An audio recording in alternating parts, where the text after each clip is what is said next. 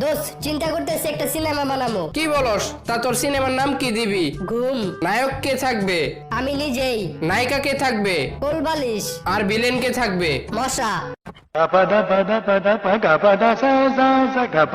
দোস্ত জানিস প্রত্যেকটা মানুষের উচিত জীবনে একবার হলেও প্রেম করা, কেন? যাতে তারা বুঝতে পারে যে জীবনে প্রেম করা উচিত না।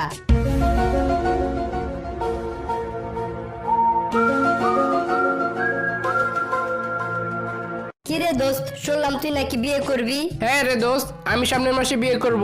তোরে তো আমার বিয়ের কার্ড পাঠাইছি, কেন পাসনি? হ্যাঁ পেয়েছি, তবে একটা জিনিস বুঝি নাই। কি বুঝতে পারস নাই?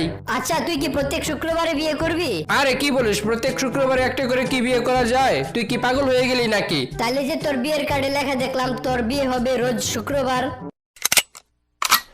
দোস্ত জানিস আজকে আমি স্বপ্নে দেখছি আমি একটা ফায়ার সার্ভিসের চাকরি পাইছি, আর আমি পাইপ দিয়ে আগুন নিভাইতেছিলাম। তারপর আর কি, সকালে উঠে দেখি মুইটা বিছানা বাসায় দিছি। বল্টু জানোস, আমার গার্লফ্রেন্ডটা পুরো চাঁদের মতো সুন্দর। যেই মেয়েগুলা চাঁদের মতো তাদের নিজস্ব কোনো আলো নেই, তারা মেকআপের আলোতে আলোকিত।